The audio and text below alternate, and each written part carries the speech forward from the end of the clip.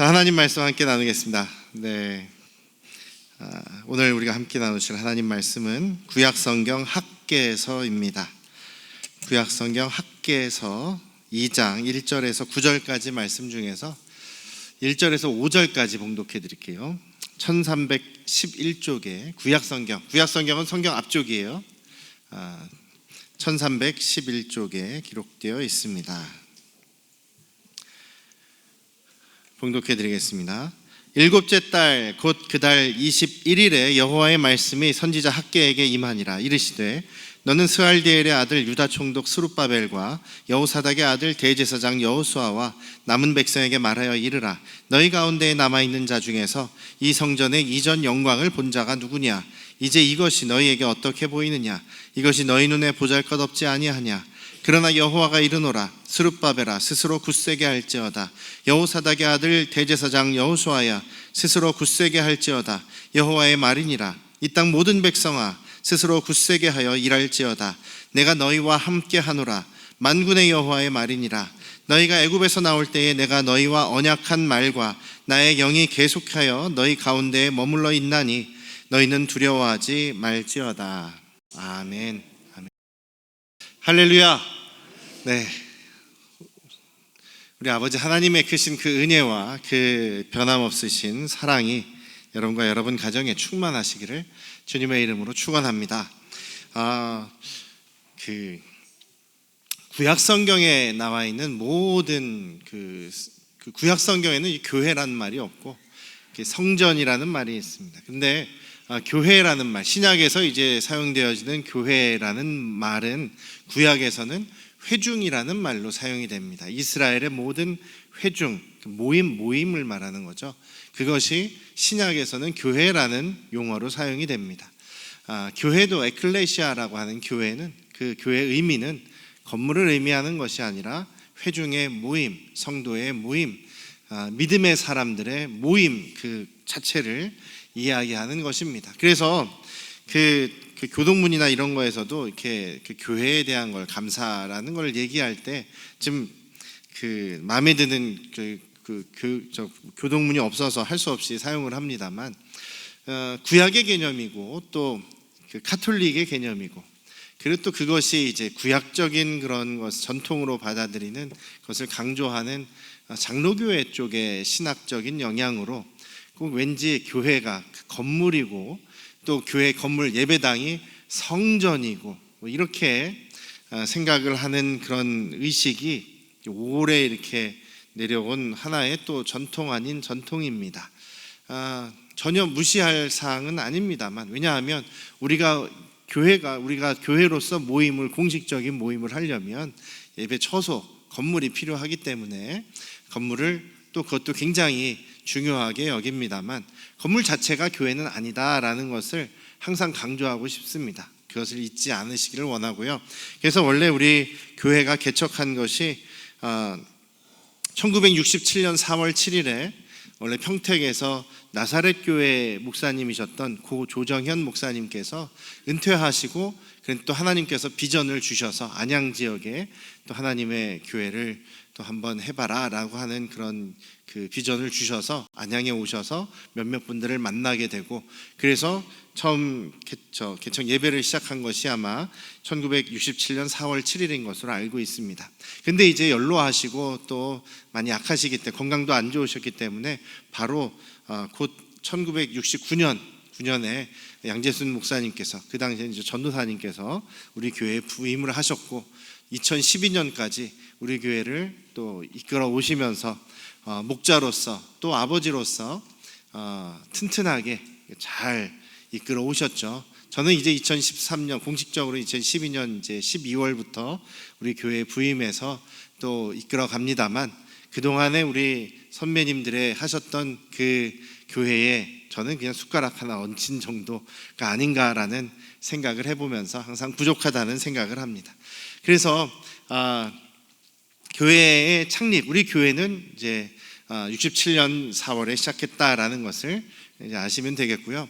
그런데 이제 이제 양재순 목사님 부임하시면서 이제 국내 선교회에 또 지원을 받아서 우리가 땅을 이제 얻게 되고 또 교회 건물을, 예배당 건물을 지을 수 있게 됐죠. 그래서 짓고 첫 번째 건물을 짓고 헌당하고 또 이제 세무서에 우리 안양성도교회 비영리 단체 기관으로, 종교 기관으로 호적한 날짜가 이제 1970년 10월 3일이라고 알고 있어요. 그래서 그 10월 3일을 기점으로 해서 어떻게 보면 다시 새롭게 우리 교회가 시작된 것으로, 창립한 것으로 또 생각을 하고, 그래서 우리 교회 창립 기념주일, 감사주일을 10월 첫 주로 이렇게 저희가 드리고 있다라는 것을 여러분들 생각해 주시면 감사하겠습니다. 오늘 구약의 지금 학계의 선지자에게 하나님께서 하신 말씀을 잠깐 나눠보려고 하는데요, 이것도 역시 성전을 지어라, 성전을 지으라라는 얘기를 하시면서 그것이 그 예루살렘에 있었던 그 건물을 이야기를 하는 것입니다만, 오늘날 우리에게 있어서는 그 성전이 우리들이다, 우리 안양성도교회다라는 것을 생각하시면서 그 성전을 우리 교회로 이렇게 대입하셔서 이해하시면 더 좋으리라 생각합니다. 왜냐하면 예수님께서 십자가에서 죽으심으로 그 성전에 있던 지성소와 성소를 가르는 가로막고 있던 휘장을 다 잘라 없애셨어요. 그래서 하나님께서는 이제 그 제사장들만의 하나님이 아니라, 제사장들만 가서 예배하는 하나님이 아니시라 예수님을 믿는 모든 사람들이 하나님의 자녀가 되어서 모두가 다 하나님을 섬기는 제사장이 되어서 하나님을 예배할 수 있게 되었습니다. 그리고 또 휘장도 잘라졌고 예루살렘 그 성전도 다 무너졌습니다. 그래서 하나님께서는 구약에서는 그 성전에만 계시는 하나님이셨어요. 그 성전에만 임재하시는 하나님. 그래서 선지자들에게 이제 가끔 나타나시고 가끔 하나님의 영이 이렇게 사로잡는 일은 있었지만 그 사람에게 영원히 함께 하시지 않으셨다는 거죠. 그 성전에, 그 성전 건물에 하나님께서 임재하시고 영광을 나타내셨다라는 것입니다. 그런데 예수님께서 이 땅에 오심으로 그 성전이 더 이상 의미가 없고 필요가 없어졌습니다. 예수님께서 승천하시고 성령을 부어주셨죠. 예수님의 제자들에게, 예수님을 믿는 사람들에게, 한 사람 한 사람에게 예수님의 영을 불어 넣어주셨습니다. 그래서 바울 사도가 뭐라고 얘기하냐면, 하나님의 영이 너희 안에 거하고 계시지 않느냐, 하나님의 영이 너희와 함께 하고 계시지 않느냐, 그러니 너희가 성전이다. 너희 몸이 바로 하나님을 모시고 살아가는 성전인 것이다. 그러니 너희의 몸으로 하나님께 영광을 돌려야 되고, 그 하나님의 성전인 너희 몸으로 영광을 돌리고 더럽히지 말아야 한다라는 말씀을 하시는 것이고, 또 에베소서에서는 예수님을 교회의 머리로 하나님께서 삼아주셨으니 우리는 하나님의 자녀로서 예수님을 그 머리로 하고 예수님께 붙어있는 한 몸이다라고 말씀하고 계시죠. 저희는 그래서 예수님을 믿는 저와 여러분들은 모두 하나님의 아들, 딸들이 모여 있으니 하늘의 가족이라고 얘기를 하는 겁니다. 성경에서도 여러분들은 하나님의 가족, 하나님의 권속들이다라고 말씀하고 계십니다. 하나님의 자녀들이 하나님의 가족으로 모여 있는데 머리는 누구라고요? 가장은 누구라고요? 예수님이시다라는 겁니다. 예수님을 머리로 하고 우리는 모두 하나님의 자녀들이기도 하고 예수님의 몸을 이루고 있는 각 지체들 한 몸이다라고 이야기를 하고 있습니다. 그래서 우리는 예수님을 머리로 하고 한 몸으로 모인 한 몸이기 때문에 또 우리 교회가, 우리 안양성도교회 가족들 여러분 한 분 한 분의 모임이 바로 교회다라고 말씀하시는 거예요. 그래서 바울 사도가 선교할 때, 12 제자들이 선교할 때, 선교하고 전도할 때 제일 먼저 뭘 합니까? 교회 건물을 지었습니까? 아니에요. 모임을 모였어요. 가정에서, 가정집에서. 그래서 장소는 상관없습니다. 장소는 상관없어요. 예배는, 주일 예배는 회당에서 드리더라도 모임은 가정에서. 모임이 중요하고 너희가 교회라고 말씀을 하십니다. 그래서 그 교회에 있어서 가장 중요한 것은 바로 우리가 그 건물이 아니고, 완전히 부정할 필요는 없습니다만 우리 한 사람 한 사람, 주님의 가족인 우리가 한 교회다, 우리가 살아야 한다라는 것을 잊지 않으시기를 주님의 이름으로 축원합니다. 예수님께서 교회에 대해서 말씀하실 때 교회 건물에다 대고 말씀하시지 않으셨어요. 너희들 계속 그렇게 잘못하면 표대를 옮겨버린다라고 말씀하시는 요한계시록에서도 성도님들 한 사람 한 사람의 모임을 이야기하고 계신 것입니다. 그래서 우리가 항상 잊지 말아야 될 것은 우리가 한 교회, 한 몸이다, 한 가족이다라는 사실을 계속해서 잊지 않으시기를 주님의 이름으로 축원합니다. 학개서에서 어떤 상황이냐면 이스라엘과 또 유다가 하나님을 섬긴다라고는 하면서도 형식적으로 예배는 드리지만 형식적으로 제사는 드리지만 하나님의 말씀을 다 순종하지 않고 다 저버립니다. 그 우상을 다 갖고 있어요. 각 집에 우상을 모시고 있고 우상을 예배하고 우상에게 절을 하고 우상에게 비나이다 비나이다를 하면서 잘 먹고 잘 사는 일에만 세상적인 그런 그 가치만을 추구하면서 하나님과 이 우상들 사이에 양다리들을 걸치고 있습니다. 하나님을 섬기지 않고 하나님의 말씀에 순종하지 않자 결국은 이스라엘도 멸망을 하고 남왕국 유다도 멸망을 합니다. 그래서 바벨론 제국에 의해서 완전히 멸망을 당하고 유대인들은 다 뿔뿔이 흩어졌어요. 지금 살던 가나안 땅이 아니라 저 바벨론 구석구석으로 포로가 되고 강제 이사를 당해서 끌려가서 다 추방당해 버렸습니다. 그러다가 이제 한 70년쯤 후에 바벨론이 약해지면서 이제 그 안에 있던 나라 중에 그 페르시아 제국, 바사라고 하는 페르시아 제국이 이제 힘을 강하게 얻어서 이제 그 왕국이 이제 바벨론 지역을 다 차지하고 페르시아 제국을 시작합니다. 그래서 첫 번째 황제가 된 사람이 고레스예요. 고레스 왕 때에 다니엘 선지자도 그때도 계속 활동을 하고 있었습니다. 그 고레스 왕 때에 이제 명령을 내립니다. 자, 나는 바벨론에서 펼쳤던 그런 정책을 하지 않겠다. 원래 민족들은 포로가 돼서 다 다른 지역에 흩어져 있는 너희 민족들은 각자 자기들의 고향으로 돌아가도 된다.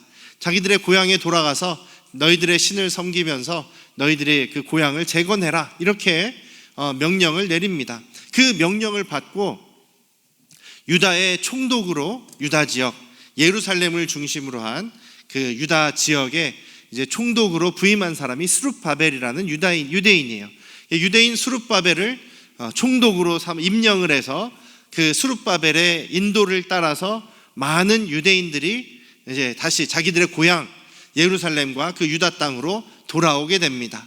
여기에 보면 여호수아가 대제사장이 되어서 남은 백성들을 데리고 오고 또 에스라 학사라고 얘기하는 서기관이면서 또 제사장이면서 또 율법 교사이기도 한 에스라가 이제 함께 또 따라오기도 하고 선지자 중에서는 학개 선지자 그리고 스가랴 선지자가 또 함께 예루살렘으로 돌아옵니다. 예루살렘으로 돌아오니까 이제 자기들의 집도 지어야 되고 살터전도 다시 정비를 해야 되고 길도 닦아야 되고 뭐 담도 다시 세워야 되고 성벽도 세워야 되고 너무나 할 일이 많습니다. 너무 뭘 해야 될지 모르는 그런 상황에서 하나님께서 학개 선지자에게 나타나셔서 말씀을 하시는 내용이 이제 학개서의 내용입니다. 뭐라고 말씀하시냐면 너희들이 지금 분주하게 준비하고 해야 될 것들도 많지만 가장 최우선적으로 해야 되는 것이 성전을 세우는 거다. 너희들이 지금 비록 정신이 없고 힘들지만 성전을 세워라. 성전을 세워라 라고 말씀하십니다. 하나님께서 성전을 지으라고 명령하시는 게 이제 1장의 내용이에요. 그래서 그것에 순종을 해서 성전을 이제 지으려고 합니다. 왜 하나님께서 이스라엘 백성들에게 구약에 이스라엘 백성들에게 성전을 지으라고 하셨을까요? 왜냐하면 아까도 말씀드렸듯이 이스라엘에게 있어서 성전은 하나님이 임재하시는 곳, 함께 하시는 곳, 하나님이 거기 계시는 곳이다라는 이야기가 의미이죠. 그래서 하나님이 성전에 계시는 것이 너무나 중요합니다. 하나님께서 이스라엘 가운데 계시느냐 계시지 않느냐가 이스라엘이 살아남느냐 살아남지 못하느냐를 결정하는 가장 중요한 요인인 겁니다. 그래서 이스라엘은 하나님께서 선택하신 백성이죠. 하나님을 섬기라고 선택한 백성이에요. 그래서 하나님을 섬기기 위해서 성전을 짓고 그 성전을 중심으로 하나님을 예배하고 하나님을 섬기는 민족이었을 때, 하나님의 말씀에 순종하고 잘 섬기는 민족이었을 때 하나님께서 어떤 외적에게서도 보호해 주시고 그들을 발전시켜 나가 주셨던 것이죠. 이스라엘에게 있어서 생명줄은 하나님이셨다라는 것입니다. 그래서 다른 거 이것저것 생각하지 말고 너희들이 살아갈 수 있는 가장 근본적인 이유인 하나님의 임재를 너희들이 다시 회복해라. 그래서 하나님의 성전을 다시 지어라 라고 이렇게 명령을 하신 거예요. 이스라엘에게 있어서 하나님이 함께 하시지 않으면 그것은 죽음과 멸망을 의미하는 것이다 라는 이야기죠. 그래서 이들이 순종합니다. 하나님의 성전을 지으려고 준비를 합니다. 그런데 준비하려고 봤더니 여기 이제 포로에서 돌아온 사람들 중에 연세 많으신 분들은 정말 어릴 때 그 솔로몬의 성전 뭐 금칠 뭐 그냥 은이 필요 없을 정도로 금이 너무 남아 돌아서 성전의 모든 그 기물들을 금과 노수로 막 장식을 하고 화려하고 레바논의 백향목 정말 좋은 최고급 건축 자재에다가 뭐 대리석을 쫙 깔아가지고 멋있게 건축되었던 것이 솔로몬 성전이었죠. 지금은 근데 다 무너지고 그런 재료들, 좋은 재료들 하나도 없고 폐허가 된 상황에서 자기들이 가진 것, 주변에서 찾을 수 있는 것을 모아가지고 성전을 지으려고 하니까 어떻게 했습니까? 의욕이 안 나는 거죠. 야, 이거 너무 초라하다. 야, 이게 무슨 성전이냐라고 하면서 이들이 지금 의기소침해집니다. 의기소침해지고 마음이 약해지는 거죠. 솔로몬 성전과 비교하면 너무나 초라할 것이 분명하기 때문에 이들의 마음이 지금 약해진다는 겁니다. 그런데 하나님께서 다시 이제 학개 선지자에게 나타나셔서 말씀하시는 내용이 이제 2장이에요. 그 너희들 그래 옛날에 그 솔로몬 영광스러운 그 옛날 성전 본 사람들이 있겠지. 자, 비교해보면 어떻겠냐? 초라해 보이겠지. 그래, 초라해 보이지 않느냐라고 말씀하십니다. 그 얘기를 하시는 것은 지금 너희들 너무 초라해 보이니까 옛날 그 영광스러운 모습처럼 재건하기 위해서 뭐 재물들 다 가져와봐, 금 어디서 찾아와봐, 좋은 재료 찾아와봐, 이런 얘기를 하시는 게 아니에요. 오히려 격려하시기 위한 겁니다. 4절에서 하나님께서 계속 반복하시는 게 스스로 굳세게 해라, 그러니까 담대해져라, 용감해져라 라는 얘기를 계속 강조하십니다. 첫 번째는 수룹바벨에게, 총독에게, 그 다음에 대제사장 여호수아에게, 그 다음에는 이스라엘 민족들에게, 지금 이 성전을 지으려고 하는 민족들에게 하나님께서 스스로 굳세게 해라, 용감해져라, 담대해라, 괜찮다, 담대해라 라고 말씀하십니다. 그래서 그냥 너희들이 가진 걸로 지어라. 왜냐하면 가장 중요한 것은 내가 함께 하기 때문이다. 내가 너희와 함께 하기 때문이다 라고 말씀하시는 것이죠. 교회에게 있어서 가장 중요한 것은 하나님이 함께 하시느냐 아니냐죠.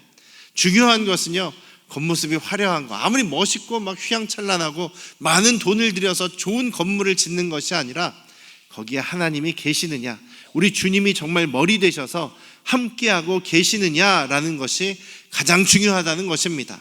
요한계시록에서 예수님께서 분명하게 말씀하시죠.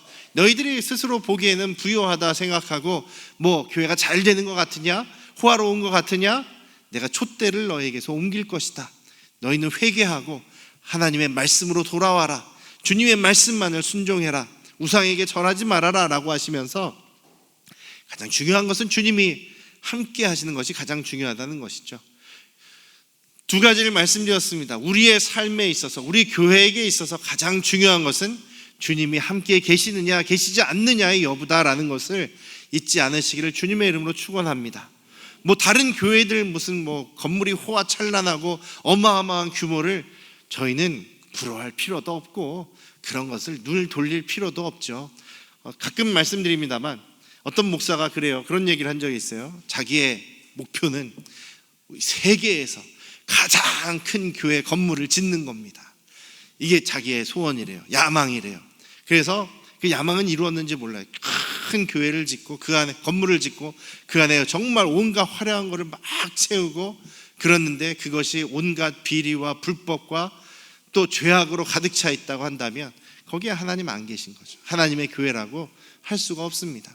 어떤 목사님이 건물을 리모델링을 하고 교회 안에 리모델링을 멋있게 하고 목사님들 초청을 했어요. 식사도 대접을 하고 거기에서 이렇게 자랑을 하는 겁니다. 자, 여러분, 우리가 열심히 리모델링을 해서 저 벽에서부터 이렇게 뺑 둘러서 저 벽까지 영상 장치를 했습니다. 자, 스크린을 했습니다. 영상 한번 보시죠. 영상이 너무 멋있어요. 저 벽에서부터 이렇게 파노라마로 영상이 멋있게 보이는 거예요. 되게 멋있죠. 그러면서 자, 멋있지 않습니까? 와, 우리가 힘을 다해서 이렇게 멋있는 성전을 지었습니다. 자, 강대상 앞을 보시죠. 여기 대리석들이 쌓여 있는 게 예루살렘에서 직접 온 겁니다. 옛날 예루살렘 성전에 있었는지는 모르겠지만 그 예루살렘에 있는 대리석, 와, 이 돌 한 조각에 뭐 몇 천만 원이나 하는 거예요 하면서 자랑을 하는데, 그거 주님께서 기뻐하시겠냐라고 전 속으로 생각을 하고, 물론 뭐 이런 좋은 환경에서 함께 예배를 드리면 참 좋겠다, 우리가 함께 주님을 뜨겁게 찬양하고 예배하고 경배하는 거는 참 좋겠다, 그거 하나는 부럽지만 그렇게 뭐 많은 비용을 들여서 그렇게 한 거 저는 전혀 부럽지 않습니다. 부럽지가 않습니다. 전혀 그것이 하나님께서 정말 기뻐하실까 생각도 되지 않습니다.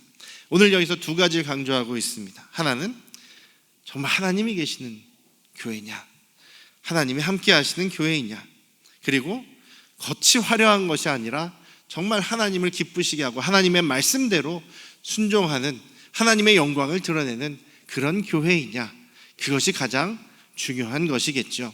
그렇게 하나님께서는 너희들 그 겉에 있는 것을 생각하지 말고 내가 함께 있다는 것을 중요하게 생각해라. 내가 너희와 함께 있다. 내가 애굽에서 너희 조상들을 이끌어올 때 약속했던 것처럼 내 영이 항상 너희와 함께 있다.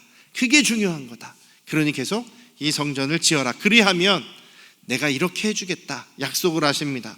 세 가지 약속을 하시는데, 첫 번째는 모든 세상 만물들이, 피조 만물들이 하나님의 기적과 능력을 보게 될 것이다. 너희들이 그 성전에서 하나님의 기적과 능력을 보게 될 것이다.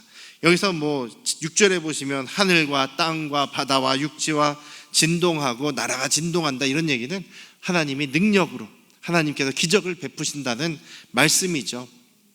너는 이 하나님이 함께하고 있는 이곳에서 기적과 능력을 보게 될 것이다. 첫 번째 약속이고, 두 번째 약속은 모든 나라의 보배가 이룰 것이다, 이렇게 얘기를 하고 있는데요. 거기는 이제 다른 의미로는 밑에 성경책 밑에 여러분들이 1번하고 설명이 되어 있어요. 뭐라고 되어 있냐면 사모하는 것이 이른다. 그래서 저는 보배보다도 두 개를 합쳐도 될 것 같아요. 우리 이 성전, 우리의 모습을 보면서, 우리 교회를 보면서 이 주변의 나라 민족이 하나님을 사랑하고 이 교회를 사모하고 보고 싶어서 방문하고 또 보배를 선물로 드리는 그런 일들이 있게 될 것이다. 그것이 예수님 때 이후로 이루어지지 않았습니까? 성전은 없어졌지만 모든 세상에 믿는 사람들이 이스라엘을 사모하고 예수님 자라나셨던 곳을 생각하면서 그것을 사모하고 방문하고 거기에 보배를 드리고 이런 일들이 있지 않습니까? 마찬가지로 우리 교회가 정말 주님의 이름을 드러내는 교회, 주님이 함께 하시는 교회가 된다면, 교회이라면 우리는 계속해서 주님의 기적과 능력을 경험하게 될 것입니다. 그렇게 하기 위해서 우리 계속 또 중보하고 기도하고 있는 것 아니겠습니까? 우리 교회에 참 환우들이 많이 계시는데 우리 주님의 그 도우심이 아니었다면 우리가 어떻게 정말 건강하게 혹은 또 이겨내면서 살아갈 수 있겠느냐라는 생각을 합니다. 우리 안에, 우리 안양 성도교회 안에 주님이 함께 하십니다. 믿으십니까? 지금도 여전히 우리와 함께 하십니다. 그리고 앞으로도 함께 하시리라 믿습니다. 우리가 더욱더 주님을 기쁘시게 하는 교회로서의 모습을 계속 이어나간다면 말입니다. 그래서 하나님께서 약속하신 것처럼 내가 너희와 함께 있으니 이곳이 내 기적과 능력을 보게 되는 교회, 또 주변의 민족과 나라들이 보기를 사모하는 그런 교회, 또 이 영광이, 지금의 영광이 이전의 영광보다 훨씬 더 충만한 그런 영광이 드러나는 교회가 되게 할 것이다 라는 하나님의 약속을 오늘 주셨습니다. 우리도 그 약속을 붙잡고 여기까지 수고하셨습니다만 아직 끝이 아니죠. 우리의 최종 목적지는 주님 다시 오실 때까지가 아니겠습니까? 제가 요즘에 국가대학 올림픽, 아시안게임 이런 거 잘 안 봅니다. 전에는 잘 봤었는데 왜 굉장히 뭐 금메달 따면 제가 금메달 딴 것 같고 막 그랬었는데 어느 순간 생각해 보니까 저분들이 금메달을 따도 자기들만 연금 받고 또 자기들만 또 군대 면제되고 나한테는 혜택이 없는 것 같아요. 아시안 게임에서 금메달을 따는 것과 나하고 별로 상관은 없을 것 같아요. 금메달 올림픽에서 금메달을 따도 저하고 별로 상관은 없을 것 같아요. 그래서 별로 잘 안 봤는데요. 시간 낭비 같아서 안 봤었는데 어제는 좀 열심히 봤어요. 어제 축구 결승전 했죠. 야구 결승전 했죠. 뭐 배드민턴 결승전도 했죠. 많이 했어요. 역도도 했니? 금메달 땄어? 그랬구나. 금메달 역도도 땄대요. TV가 하나밖에 못 봐가지고 그랬어. 근데 너무 좋더라고요. 다 금메달 땄잖아요. 승리한 것도 좋지만 어제 특별히 감동이었던 게 배드민턴 선수, 여자 선수가 단지 금메달 땄는데 중간에 넘어지고 이제 무릎 부상이 심해가지고 옆에서 어머니도 막 울면서 그냥 포기해라, 기권하자, 그만하자 이랬다는데 아니요, 저 그래도 끝까지 할 거라고 하면서 역전은 아니구나, 2대1로 금메달 땄잖아요. 그 무릎 부상도 참으면서 금메달 따기 얼마나 대단하든지 대견하든지, 물론 자기의 목표는 자신의 영광입니다. 금메달입니다. 자기의 목표입니다. 그것을 위해서 지금 힘든 것을 다 견디는 모습이 참 보기 좋더라고요. 저희들도 그런 모습 되기를 원합니다. 바울 사도가 빌립보서에서 그런 얘기를 하죠. 아직 끝난 거 아닙니다, 여러분. 우리는 아직 앞으로가 남아 있습니다. 표대, 우리에게 주어진 목표가 아직 남아 있습니다. 그러니 우리가 저 표대를 향해서 예수님 다시 오실 때를 우리가 기다리면서 계속 열심히 믿음으로 살아가십시다. 믿음으로 살아가는 교회 되십시다. 이렇게 격려합니다. 그 격려가 오늘 주님께서 저와 우리 안양 성도교회에게, 가족들에게 주시는 그런 격려가 되시기를 주님의 이름으로 축원합니다. 기도하시겠습니다. 아버지 하나님, 우리 안양 성도교회 주님께서 함께 하시는 교회임을 믿습니다. 돌아보면 주변에 더 화려한 교회, 더 부자 교회, 더 많은 교회, 더 겉으로 좋아 보이는 그런 교회들도 있겠습니다만 우리는 그런 거 부러워하지 않습니다. 주님께서 우리와 함께 하고 계시기 때문입니다. 주님께서 우리를 지금도 사랑하시고 은혜 베풀어 주시기 때문입니다. 지금도 우리에게 기적을 베풀어 주시고 우리를 치유하시고 우리를 살리시는 은혜가 있기 때문입니다. 주님, 우리는 주님과 더 동행하기를 원합니다. 주님 다시 오실 때까지 우리의 표대를, 우리의 상급을 바라보며 주님의 말씀대로 순종하고 주님께 영광을 돌리며 하나님을 뜨겁게 사랑하고 우리 몸된 주님의 하늘 가족들을 사랑하며 세워가는 우리 안양 성도교회 우리가 되기를 원합니다. 주님 함께하여 주시옵소서. 감사드리며 예수님의 이름으로 기도드렸사옵나이다. 아멘.